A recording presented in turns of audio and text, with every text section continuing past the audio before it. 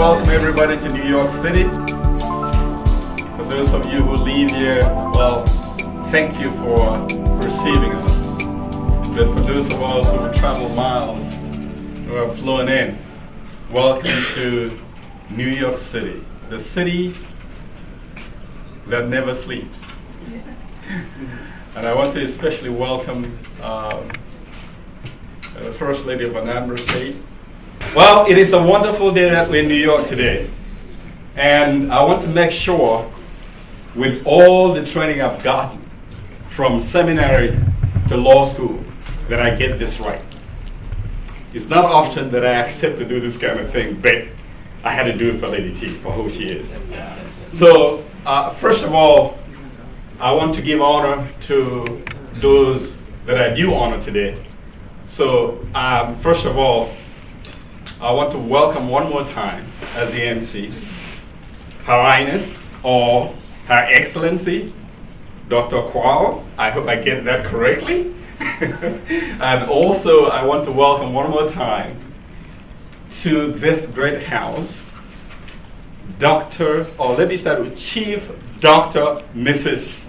Obiano. Did I get it right? Oh, I'm sorry. Osodiene. I bow to that name. I think it means a lot. But so I just wanted to make sure that for all those who are present, all the excellencies, the chiefs, all titled people, and whatever you may have, if I did not mention you, just mentioning Her Excellencies, the two excellencies on the table number 2, that should cover everybody else. Yeah. So put your hands together for yourself. And we are moving today on a New York minute, which means we're going on a rocket docket. That's what the court will call it if I was in court. The judge will say, cancel, move on. I don't want to hear that story again, just move on.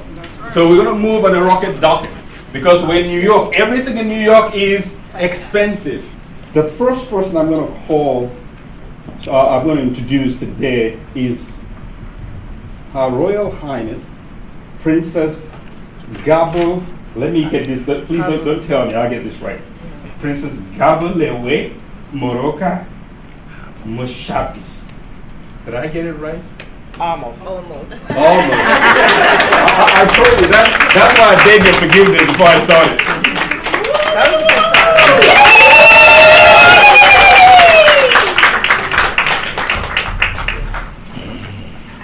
Honestly keep up with, if we are realistic.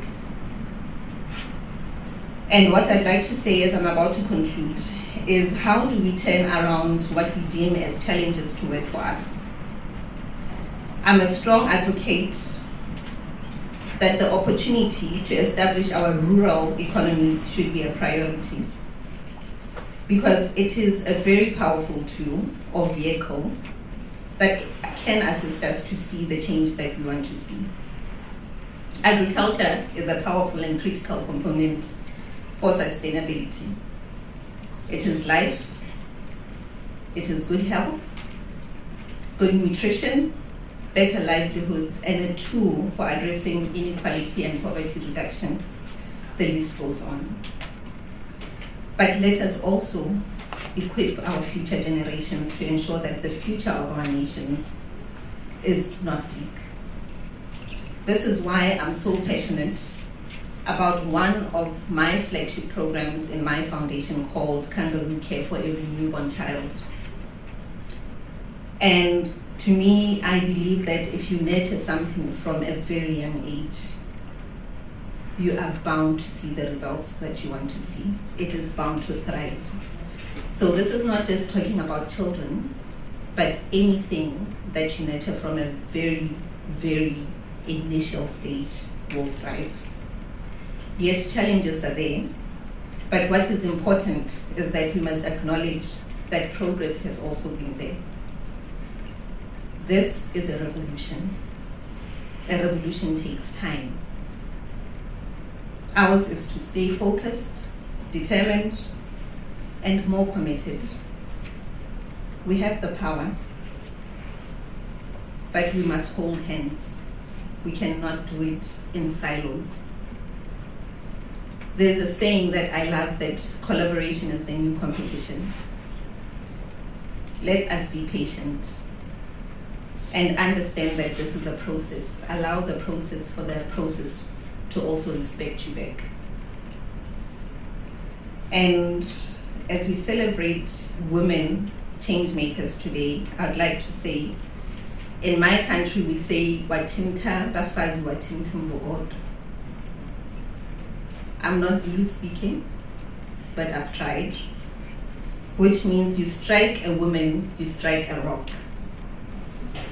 And we are blessed as women to be home builders, to be nurturers. Let us continue to be torch bearers. As I say, Amandla, I'd like you to say Awitu. Amandla! Awitu! I thank you.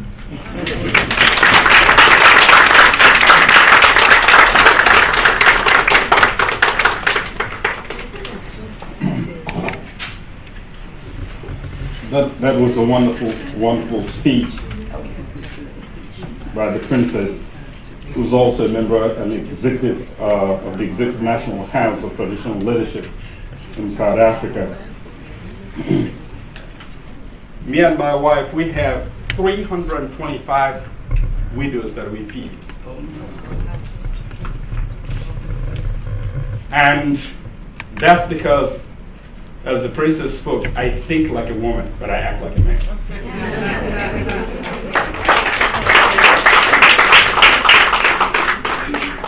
And on that note, I'm going to call on another illustrious lady to come up and address us today. And before I do that, we all heard about the Ethiopian plane crash that killed 157 people.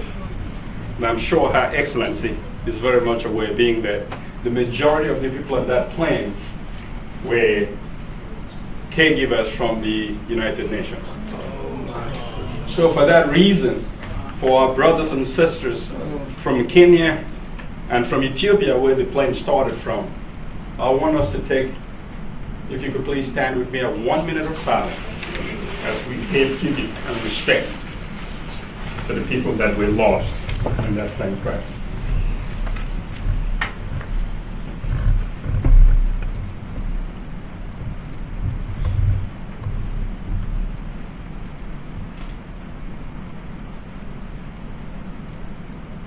God bless Kenya and God bless Ethiopia. You may have the seats. On that note, I'm going to call on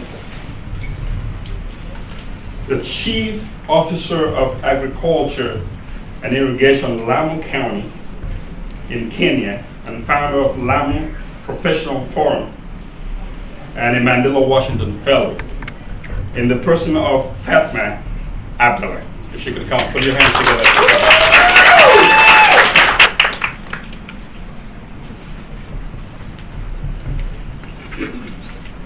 Wow.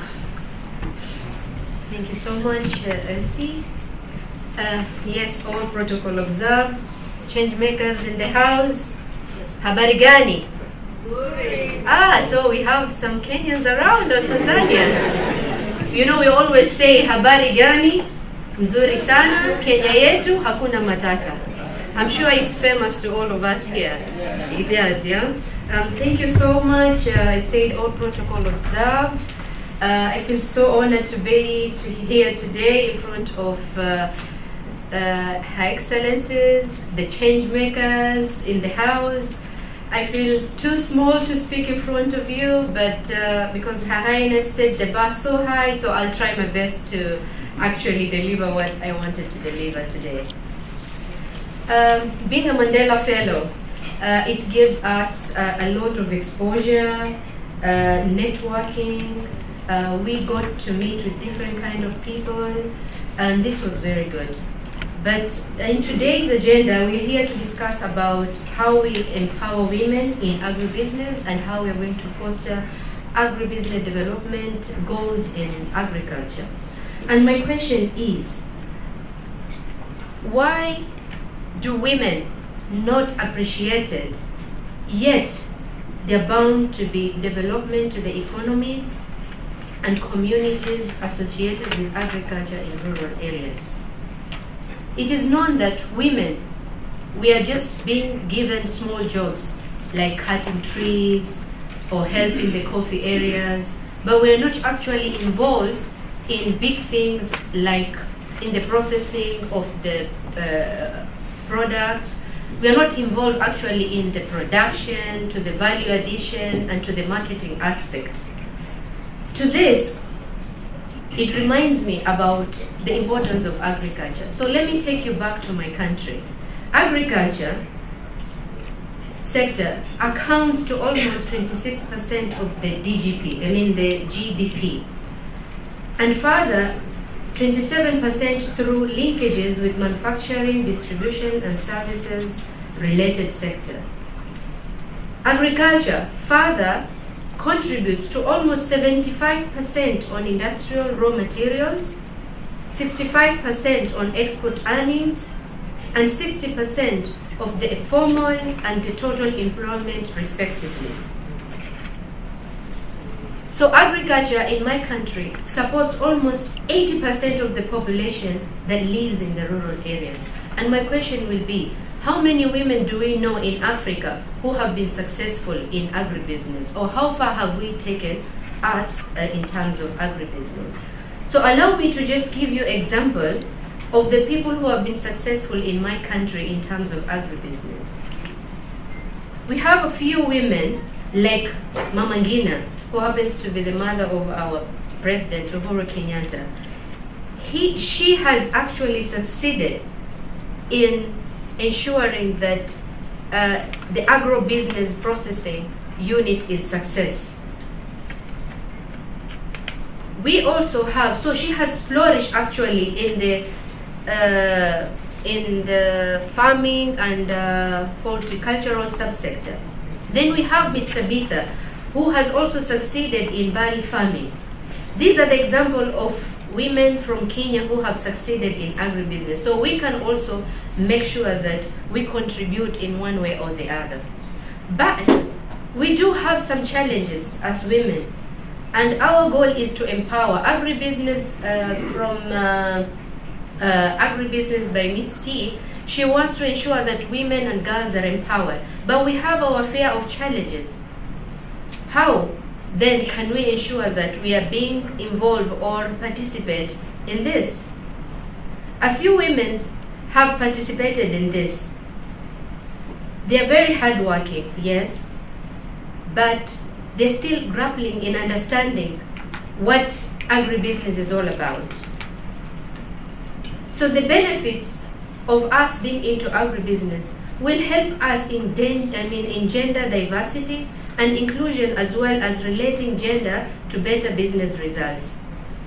These challenges, we know that as women, we make better strides, and we must not forget that we go through a lot of problems, especially in agribusiness.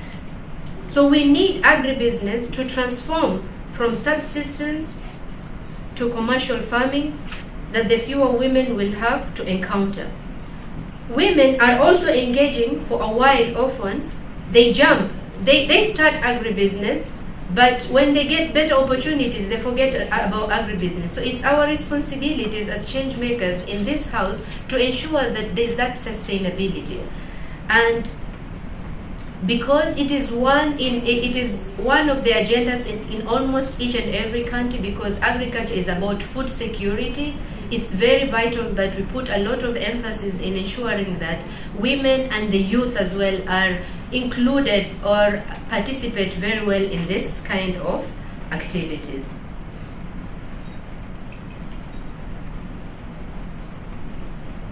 Another challenge that we face as young ladies, before we even finish our school, we don't want to go into agribusiness.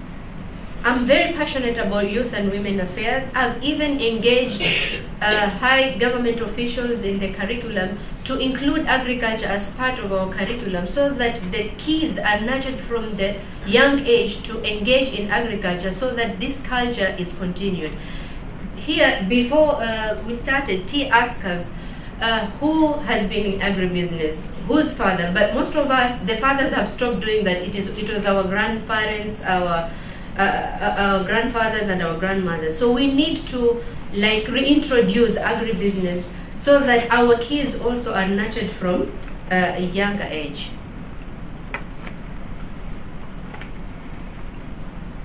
So in my conclusion, I want us to think about what's the way forward. Why should women just be included in college jobs, or why should we not be involved in policy making? Why should we just be doing things that men can't do?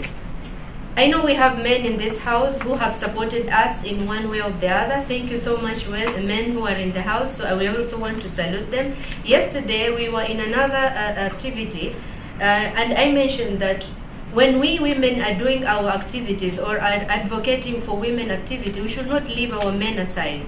And it's not only just about leaving men aside. We should incorporate each and every one, the religious leaders, the politicians, the local area leaders, so that we move forward and not just leave this issue to be a women affair and then no other person is involved in.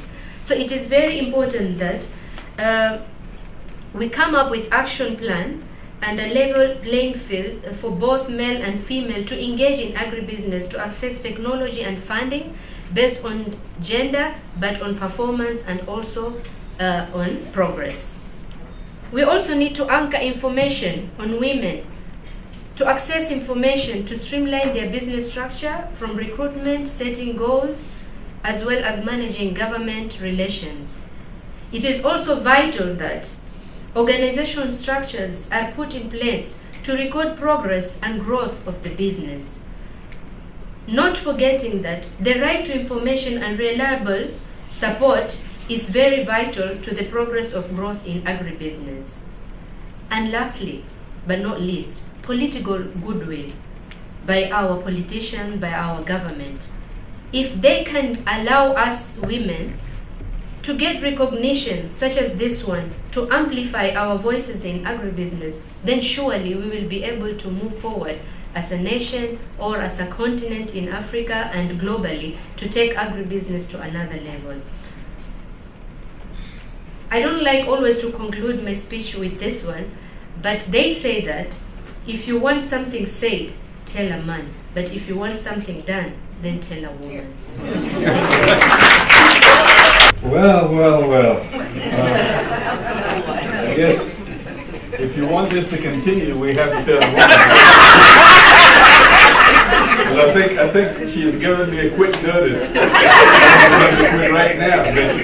But because of Lady T, I think I'm going to have to continue. Well done.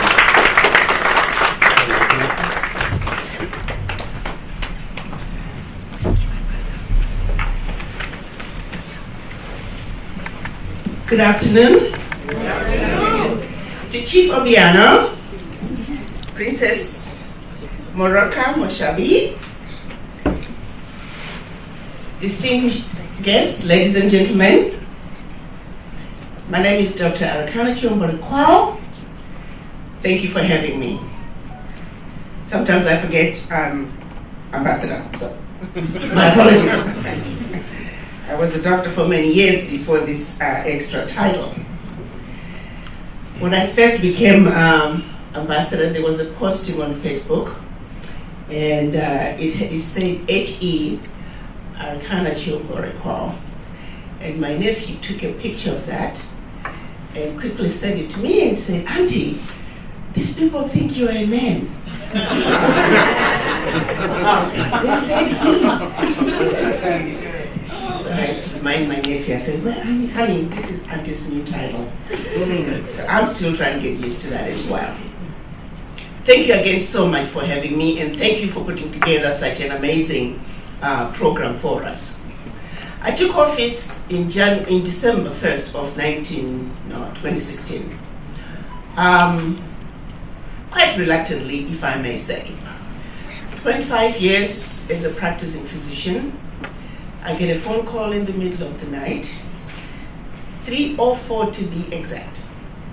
On the other end is Chairman Zuma, the then chairman of the African Union, who was informing me that my predecessor had turned in a resignation and that she was going to be running for office, highest office in Tanzania, President of Tanzania. She did very well, came in third, and she's now the Minister of Trade and Industry. Particularly for someone who had been out of the country for 8 years, so we're so proud of her. One by one, the Asandihinis were taken away and as hostages and packed away in Mauritius. So the Asandihini had been packed away in Mauritius, and as they were doing to just completely humiliate the Africans, the ultimate was to try and take the golden stool. As you all know, the golden stool is what was used to crown the king from one king to the other. So to completely destroy the Ashanti people, they were going after the golden stool. The Ashanti men got scared. They didn't know how to fight the British. The British governor at that time was determined to have this tool. But Namaya Asantwa, a woman, realizing that the men had given up, they had given in, and they were willing to let the British take the golden stool in exchange for the Asandihini being brought back from Mauritius. Nalaya Asandwa single-handedly, and I am going to read a portion of a speech to the men. She said, "Is it true that the bravery of the Ashanti is no more? I cannot believe it. I must say this, if you, the men of the Ashanti, will not go forward, then we, the women, will. I shall call upon my fellow women. We will fight the white men. We will fight till the last of us falls in the battlefield." So it is Nanaya Asantwa. She shamed the men who gave in and came together to fight the white men and saved the golden stool. To this day, the golden stool remains among the Ashantis. Otherwise, it could have been one of the artifacts taken by the British sitting somewhere in Britain. Italy, the Deputy Prime Minister of Italy. Italy is now sick and tired of the African youth going to Europe through Italy. They said, France, you must stop colonizing the Africans. You must leave their monies in Africa. You must leave their natural resources in Africa so they can create jobs for their own youth. But until you, France, stop abusing the Africans, even the Pope told Macron, stop what you're doing to the Africans. That is our truth, ladies and gentlemen. Until the colonizers get out of Africa, we are still in the losing lane. But here comes another challenge. You see, during the Berlin Conference, they also set in place what we call the rule of divide and conquer. They made us Africans believe that everything African was bad and undesirable, and everything European was better, particularly French and British. So what are our issues? Look at many of us who think we're more British than the British. We have many of us who think we're more French than the French. I was at an event and one young man who was the MC got up, a very typical African man, I won't mention what country. He introduced himself as a Frenchman. There were a bunch of us ambassadors, we were like, oh my God, it was embarrassing.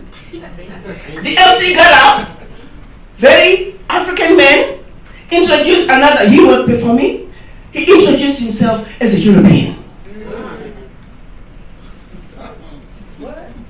Wherein lies the real issue?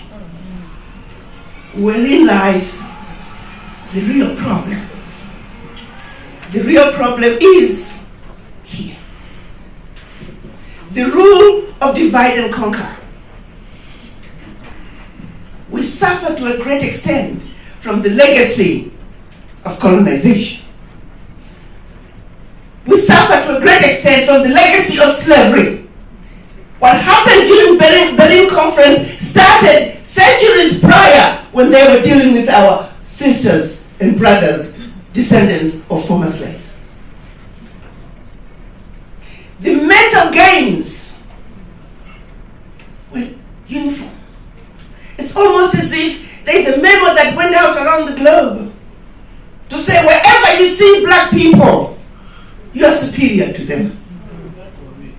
We are the most disrespected race on earth. That's right. Without fail, no matter where you see us. Amen. The question is, what are we going to do about it? For you, mothers, do we honestly want to leave this world the way it is for our children and grandchildren and generations to come? I think not. So as we try to talk about how did we get here, I want us to understand that Berlin Conference left us an Africa that was divided in a manner that it is forever defeated and conquered. As an African leader, if you try to be too smart, you are leading an economy that is easy to destabilize. One might say, why haven't we done something about the Pact for the Continuation of Colonization? Well, guess what? Documented 7 coups in Africa where leaders were assassinated, were orchestrated by France because the leaders wanted to pull out of the Pact for the Continuation of Colonization. They don't do coups anymore. They just create instability. Give you an example. If you start being too smart, all the money is being printed in France, they just stop sending you money. And pretty soon your people are getting their paychecks. They go to the bank and there is no money. The citizens won't realize what the issue is. They just blame the president. They stop sending you food. Close to 50% of food going into Francophone African countries is coming from France. They just stop sending you food. Next thing you know, the shelves are empty. We are so easy to destabilize as individual African countries, it's not even funny. So 1963, when our Pan-African leaders realized that the only way for Africa to survive, November 1884 to February 1885, our former colonizers met in Berlin. Why did they meet in Berlin? You see, prior to that, they were going into Africa in a very haphazard way. The British were going, looting from the Africans. The French, the Germans, the Portuguese, the Italians, the Belgians. And pretty soon they were stealing from each other what each country would have stolen from another country. And before you know it, they started fighting each other.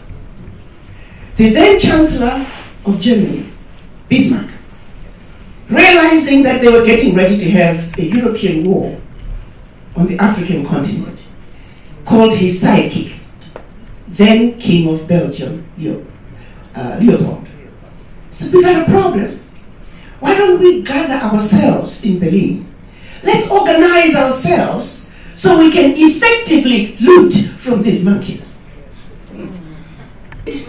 Our Africa, for us women, to take our Africa to its rightful place on the world stage. The place that we have vacated as Africans collectively, we must first understand how did we Africans get here? How did Africa end up where Africa is today? I am often amazed and actually saddened at the disconnect between our understanding of what is really happening in Africa and the superficial understanding that we have been given. And our reluctance to really try and dig deep so we can better take our Africa to its rightful place. Quite often we are being used as instruments of our own self-destruction. That's right. So allow me to take us back 124 years ago, so we can begin to understand why Africa is where it is today. And we can also answer for ourselves. November 1884 to February 1885. Our former colonizers met in Berlin. Why did they meet in Berlin? You see, prior to that, they were going into Africa in a very haphazard way. The British were going, looting from the Africans, the French, the Germans, the Portuguese, the Italians, the Belgians. And pretty soon they were stealing from each other what each country would have stolen from another country. And before you know it, they started fighting each other.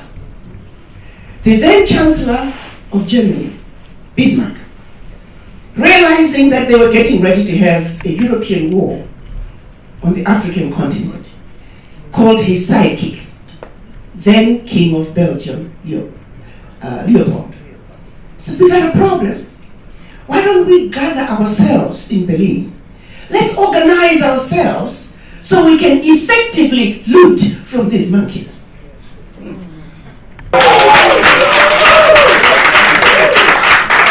In the history of ratifications, this is the fastest ratifications they have ever seen. As a matter of fact, the world did not believe this issue of the African Continental Free Trade Area was going to become a reality. I know many people who came to me, Ambassador, this CFTA thing, it's going to be a document in a drawer. It's never going to happen. Well, guess what? It's a new day in Africa. Acknowledgement, and I'm going to tell you why. Not only is she the first lady of Anambra State, Nigeria, and I got to see the people. When you hear the people say how good somebody is, when the Honorable was telling me, listen, the First Lady T, I was like, I believe you. And then to hear other people, and to hear the Commissioner of Agriculture speak so highly, you believe them. It's not like someone paid them to put money in their pocket. No, I believe them. And so in that, let me tell you why. I'll tell you with some stories and pictures. But her organization, the Caring Family, is the Cafe Initiative. This is the right picture.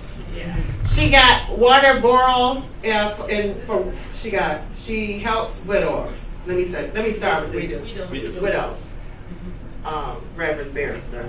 She helps the widows too. Not only does that, she has free medical surgeries for the people in her community. Yes. Like, that was before, this is after, and this is the baby recovering. Wow. You can't get any better. You cannot get any better. So when the commissioner was like, T, I'm telling you all, you must. I was like, time didn't permit it, but next time when the Anambra State invites me, I'm gonna come. She has entrepreneurship platforms, which is my heart, and this is her lovely husband, I'm assuming. Yes.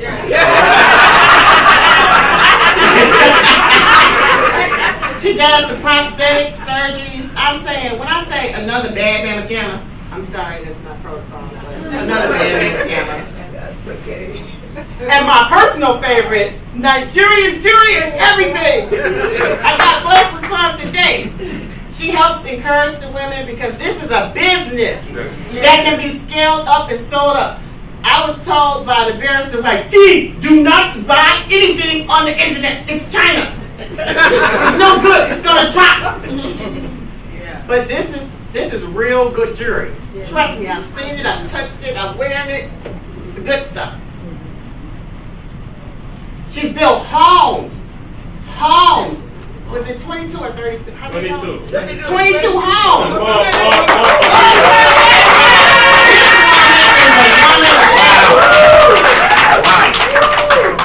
And so with that, we would like to acknowledge her and give her her award.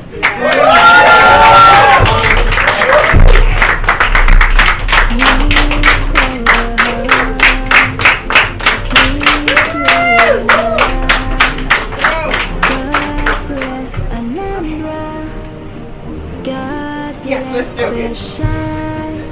I'm gonna touch her one more time. So lovely. Mother, I told you she was a fashionista.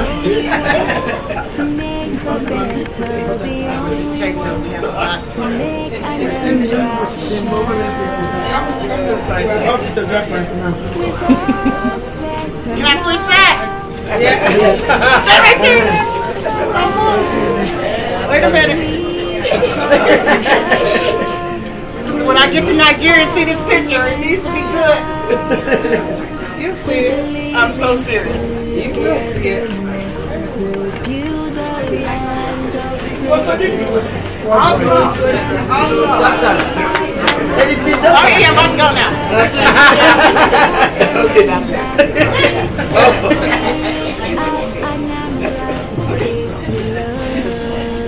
We need to take pictures. Good job. And out of the 36 states, I've worked with at least 13 governors and their wives over the time. But I can tell you, when there is publications telling of what somebody has done, this woman has actually done what has been written about her. There's a lot that has been written about government officials in Nigeria. I can stand firm and tell you that this woman, this is not a political gimmick. She has really done what has been written about her. And the evidence is clear. So please put your hands together for the First Lady.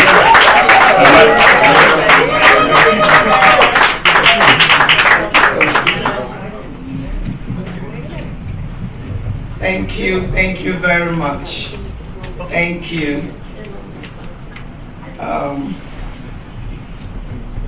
Your Excellency, the African Union Ambassador to the United Nations, Your Excellency Dr. Arikona Chihom Bari Kwa, I salute you.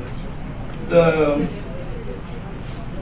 honorable members of our Anambra State House of Assembly and the persons of Honorable Beverly Nkem DJ,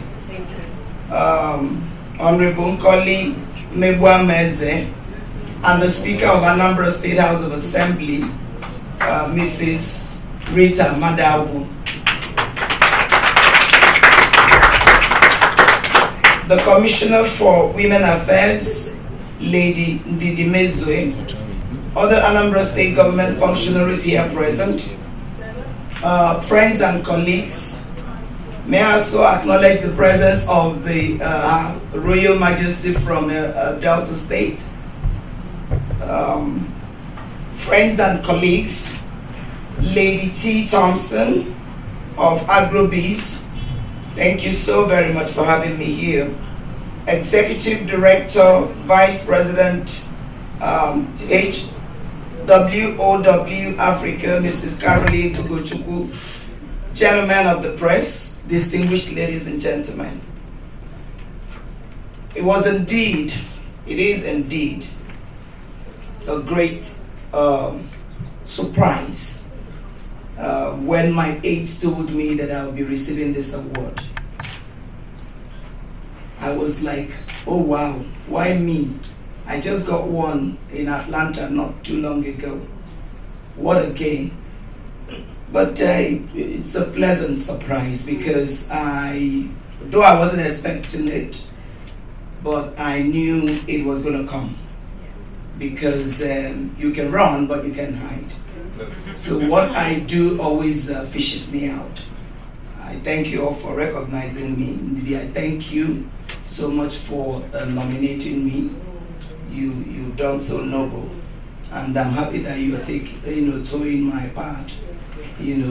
Feeding your feet from where I take mine.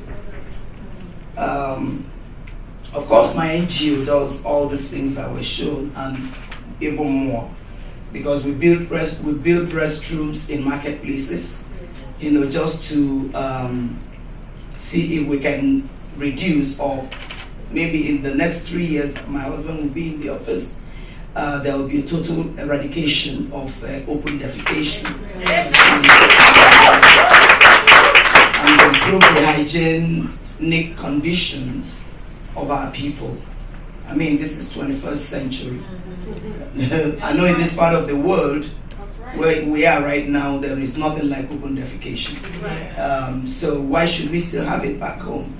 That brings us to what Her Excellency, said. But we thank God that we're trying to, do whatever we can. In fact, I didn't grow up in Anambra State, although my parents are both from Anambra. But I grew up in the western part of Nigeria, Lagos. So I didn't get to know much about my state. And my job was taking me all over the world, but never took me to my state. And then when my daughter entered the university here at the age of 15, I had drive to excel in difficult situations, because I told them my background. I told them that even when my father decided to assist me when I just got married, because my husband and I started from a very humble background, I refused to take any assistance from anybody, because we wanted to be self-made. I don't want to, kind of attribute our success to whatever I got from my parents. So we started from a very humble background, and because of knowing what I want out of life, where I want to be, we worked hard, knowing that we have the background, which is the academics. If you have if you go to school, you already have the foundation. Every other thing, would fall in place if you're hardworking and prayerful, of course. Because as a Christian, I believe that work and no prayer, you can't achieve your goal. Prayer without work, you can't achieve your goal. They both go simultaneously to enable you attain that height. And that's what has seen me so far. With our child, strapped behind, yet smiling, I am motivated to do more to help them. So honestly, I don't know what to say, but I am so glad and privileged, to be sharing the spotlight with people like Her Excellency, my lady, among other women from various African countries that have done so much impact on the lives of their people. I am very happy and so thrilled to be here with you all, sharing the spotlight with you all. I can't ask for more. And it has also spurred me to go out there and do more, particularly when it comes to what Her Excellency told us. I strongly agree with her that it is we women, it is only us, that will go out there and set Africa back on its feet. From what I heard today, I am going to go out there. I used to think I was a fighter. I'm yet to get there. So with what I heard this afternoon, I will go out there and fight them all with all my strength, with all the milk of a woman in me, to fight and make sure that we do the right things, that we begin to get back together and be, freed from this slavery called, what will I call it? The colonization of they colonized us, but they kind of gave us freedom, tentative. I can't call this freedom. I haven't heard what is going on between the French and their colonies. It's totally and completely unacceptable. With due respect, if that offends anyone, but we need to fight to be ourselves again. We need to fight to get back on our feet. It was when she was speaking that it dawned on me that in Nigeria we're actually fighting one another because they set us up against ourselves by creating this regionalization and whatever. We began to see ourselves differently. Hausa fights Igbo, Igbo fights Yoruba, we never agree. The Igbo man is like, oh no, the Hausa man thinks that leadership is their birthright. We're not going to agree. The Yoruba man sees the Igbo man as a traitor. The Hausa man sees the Igbo man as a thief. That if you let them see the fish, they'll eat it all. So now we have to go home and begin to tell them that that is not the situation. That we are all one people under God. That we should stop killing ourselves because of our differences in religion and what have you, or our tribes. We will not take that again. Thank you so much, Your Excellency. You have been a wonderful eye-opener to me. I never saw beyond my nose concerning that until today. And I really do appreciate you. So your speech, resurrected, if you will, the freedom fight in me, because I've always championed the cause of women. In the house, although they had quite some ladies in Anambra State House of Assembly prior to my husband's coming, but I wanted us to have more, much more, so you can begin to hear the voices of women, because I know that, with due respect to the men, that the ladies can do whatever they can do, even better. We have the patience to stand any situation and make sure we get to our destination. But the men can always give up. Just like she rightly mentioned, I was just all eyes and mouth agape watching her when she was speaking. I felt like, coming out here to, what you have done to my head. You resurrected all the good things that I would have loved to do for our people. I really do appreciate you. Nigeria was actually what, swept us off our feet. All the things we used to use to, bring up our GDPs, export our products, we all left and abandoned those. Prior to the discovery of oil in Nigeria, the north used to be, known from Nigeria, the northern part of Nigeria. And palm oil, you are also right. The Malaysians collected few fruits, few palm fruits from us, and now they are the highest exporters of palm oil. How can that be when Nigeria, the eastern part of Nigeria, used to be the highest producers of palm oil? Same goes for the western part of Nigeria. They are the highest producers of cocoa and exports this cocoa to the western world for their coffee, their chocolate, and what have you. Now we're missing in action in all those areas. So we have to fight. I have to fight. Others have to help me and support me. Thank God we still have some female legislators in Anambra State House of Assembly. We're going to fight that common cause to bring it back to our minds. Thank God for the life of our governor, who came and brought back agriculture. Now farmers are not relegated to the background anymore. Farmers are now being, we now export, and farmers are now reverenced. People see them, they are like, oh, you are this, oh, you are that. I can't thank you enough. I am really highly honored to be here. I almost missed this opportunity, because at some point I was like, Didi, I'm kind of busy. We just finished an election. Probably you should collect this award on my behalf. On the second thought, what wanted to bring Lady Tia and I together made me leave. I was like, okay, you know what? I'll go there. Let me just go and do this and come back. So I thank you all so very much. I appreciate being here, and I love you all. May God bless you all. May God bless my wonderful state, Anambra. May God bless Nigeria.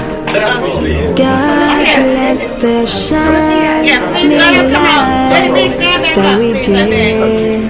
We're the only ones to make it right.